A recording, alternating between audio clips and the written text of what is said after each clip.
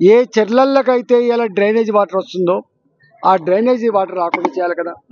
ఆ drainage water Musi నదిలో కలవక ముందు దాన్ని ప్యూరిఫై చేసే ప్రయత్నం చేయాలి కదా.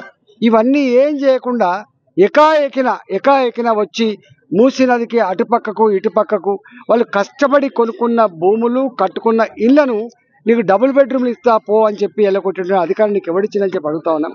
నేను ఈ ప్రాంతంలో నేను ఒక్కని కాదు, అనేక మంది వచ్చిపోయింది ఇక్కడ వందల మంది వాళ్ళంతటా వాళ్ళే వందల ఉపన్యాసాలు ఇచ్చిండ్రు, వందల మందికి ఇంటర్వ్యూలు ఇచ్చిండ్రు. వాళ్ళు అంటున్న ఏకైక మాట ఏంటంటే ఏం పిచ్చి పట్టింది ముఖ్యమంత్రికి, మాయం పడ్డాడు, ఇల్లు కూలగొట్టుటోడు పెళ్ళిళ్ళు ఇచ్చగొట్టుడికి ఎప్పుడు మంచి జరగదు బిడ్డ అని చెప్పి శాపనాదాలు పెట్టే పరిస్థితి వచ్చింది.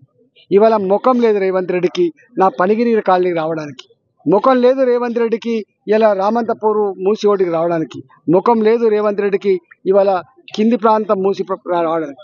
కానీ ఎక్కడో నల్లగొండ పోయి రెచ్చగొడుతున్నాడు.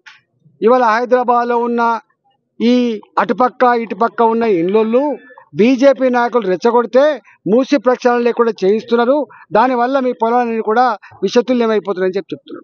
మేము అంటలేం, మా వాళ్ళు ఎవ్వరు కూడా అటుపక్కకు ఇటుపక్క ఉన్నటువంటి వాళ్ళు ఏమంటున్నారంటే అయ్యా మేము ఎన్నడూ వరదలు రాలేదు, మాకు ఒక ఇల్లు కూడా మునగలేదు, ఎందుకు అకారణంగా మా ఇల్లు కూలగొడుతుందని చెప్పి వాళ్ళు అడుగుతున్నారు. 60 ఫీట్ల ఎత్తులు ఉంటుంది ఈ కాలనీ, ఈ పనిగిరి కాలనీ 60 ఫీట్ల ఎత్తులో ఉంటుంది. ఇక్కడనే ఉంటుంది జనప్రియ అపార్ట్మెంట్స్ అని ఉంటుంది, 40 ఏళ్ళ క్రితం కట్టిల్లు అవి. అయ్యా ఒక్కనాడు కూడా మాకు ఒక ఇల్లు మునిగిన సందర్భం లేదు, మాది కూడా మొత్తం కొట్టెత్తరట అని చెప్పి. అంటే అర్థమవుతుంటే ఇవాళ ఎక్కడో పెద్ద కంపెనీలతో ఒప్పందం చేసుకొని మూసికి అటుపక్కకి ఇటుపక్కకు కొన్ని వేల ఎకరాల భూముల్ని గుంజుకొని ఆ పెద్దలకిచ్చి పెద్ద పెద్ద రిసార్టులు, మల్టీప్లెక్స్లు, ఐమాక్స్లు కట్టించుకొని ఇవాళ పేదల బతుకుల్లో మట్టి కొట్టే ప్రయత్నం చేస్తుండు కాబట్టి దాన్ని మేము వ్యతిరేకిస్తాం. అందుకనే మేము అంటున్నాం, నీకు నిజాయితీ లేదు, నీకు చిత్తశుద్ధి లేదు, ఎక్కడైనా ఉద్యోగులకు బెనిఫిట్స్ ఇవ్వాలని పరిస్థితున్నది. ఇలా ఉద్యోగులకు డిఎల్ ఇవ్వలేకపోతున్నావు, హాస్టల్లో ఉండే పిల్లలకు మధ్యాహ్న భోజనం పెట్టేటువంటి వాళ్లకు డబ్బులు ఇవ్వలేకపోతున్నావు, కూరగాయల పైసలు ఇవ్వలేకపోతున్నావు, ఇవాళ పెన్షన్లు ఇవ్వలేకపోతున్నావు, ఇంకోవైపు ఏమో 1,00,000 కోట్లు పెట్టి కడుతున్నావు. అంటే ఇవాళ దీంట్లో నీ మతలం ఏందో అర్థమవుతుంది. ఒక్క మాటలో చెప్పాలంటే ఇచ్చిన హామీలు అమలు చేసే దమ్ము లేదు కాబట్టి ఆ హామీలు ఎక్కడ చర్చ జరుగుతాయో, హామీలు ఎక్కడ అడుగుతారని చెప్పి నేనే ముందు వాళ్ళకి గిల్లితే నా ఇల్లు కాపాడమని చెప్పి ఏడుస్తారు, నా భూమి కాపాడమని ఏడుస్తారని చెప్పి ఒక ఉపాయం పెట్టి చేస్తున్నట్టు కనపడతా ఉంది. రేవంత్ రెడ్డి ఇది నీకు తగదు, గుర్తుపెట్టుకో. నీకు నడవంతరణ వచ్చింది ఈ పదవి, నువ్వు ఊహించింది కాదు. ఏదో వాళ్ళు తప్పు చేస్తే వాళ్ళు ఓడగొట్టాలని చెప్పి కసితో నీకు అధికారం కట్టబెడితే సంవత్సర కాలంగా ప్రజలకు ఎక్కడ కూడా కంటి మీద కునుకు లేకుండా చేసినావు, ప్రశాంతత లేకుండా చేసినావు, వాళ్ళ బతుకుల్లో ఇలా మట్టి కొట్టే ప్రయత్నం చేస్తున్నావు. ఇంతకుముందే వచ్చిన ఇక్కడికి జవహర్ నగర్లో, పాపం జవహర్ నగర్ అనేది చాలామంది ఏమనుకుంటారంటే గవర్నమెంట్ భూములే అనుకుంటారు. ఇవాళ కొత్త విషయం తెలిసిందేనే, ఎప్పుడో బ్రిటిష్ కాలం నాడు 6,000 ఎకరాలు ఎంతో జాగ కొని ఎక్సర్వీస్ మెన్ల కోసం ఇచ్చిన జాగలట.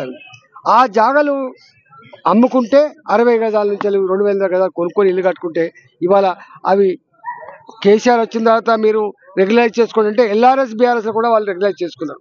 ఇలా వాటికి కూడా నోటీసులు ఇచ్చింది. ఇలా అంటే ఒక్క మాటలో చెప్పాలంటే మూసి అటుపక్కకి ఇటుపక్క కానీ షెర్లకు ఒడ్డున్నటువంటి ఇల్లు కానీ లేదా ఇంతకుముందు నేను చెప్పినటువంటి ఇల్లు కానీ అన్నీ కూడా కూలగొట్టే ప్రయత్నం చేస్తున్నాడు, పెద్దల కట్టబెట్టే ప్రయత్నం చేస్తున్నాడు. రేవంత్ రెడ్డి ముసలి కన్నీళ్ళు కారుస్తున్నాడు. రేవంత్ రెడ్డికి మూసీ నది అటుపక్కకి ఇటుపక్క ఉండే ప్రజల మీద ప్రేమ కాదు. రేవంత్ రెడ్డికి నల్లగొండ జిల్లా రైతాంగం మీద ప్రేమ కాదు. ఇలా రేవంత్ రెడ్డికి ఉండే ప్రేమ ఏంటంటే మళ్ళీ అదానీ, అంబానీ పెద్ద పెద్ద బిల్డర్లకు ఇక్కడ భూములు కట్టబెట్టేటువంటి చర్య తప్ప ఇంకోటి కాదు. ఆయన కనబడుతుంది, తెలంగాణ ప్రజలు కనబడతలేరు. ఆయన కనబడుతుంది, వేల కోట్ల రూపాయలు కనబడుతున్నాయి. ఆ వేల కోట్ల రూపాయలు ఢిల్లీకి కాంగ్రెస్ పార్టీకి పంపించి ఎన్నికల్లో గెలిపించే ప్రయత్నం చేస్తుంది తప్ప ఇవాళ తెలంగాణ దోసుకొని ఇలా కాంగ్రెస్ పార్టీ ఎన్నికలకు పైసలు పంపిస్తుంది తప్ప ఆయన ఉద్దేశం ఇంకోట్లేదు. ఆయన పదవిని కాపాడుకునే క్రమంలో తెలంగాణ ప్రజలు ఉసురు పోసుకొని ఇలా ఈ పని చేస్తున్నారని మేము భావిస్తూ ఉన్నాం. అందుకనే మేము రేవంత్ రెడ్డి మళ్ళీ చెప్తున్నాం, మీరు పాదయాత్రలు చేసి మాలాంటి వాళ్ళ మీద రెచ్చగొట్టే ప్రసంగాలు చేసి భారతీయ జనతా పార్టీ మీద మీరు అవాకులు చవాకులు పేలి ఆ ప్రజలను అవమానపరిచే ప్రయత్నం చేస్తే నీకు కూడా కేసీఆర్కి ఏ గతి పట్టిందో నీకు కూడా అదే గతి పడుతుందని చెప్పి హెచ్చరిస్తాం.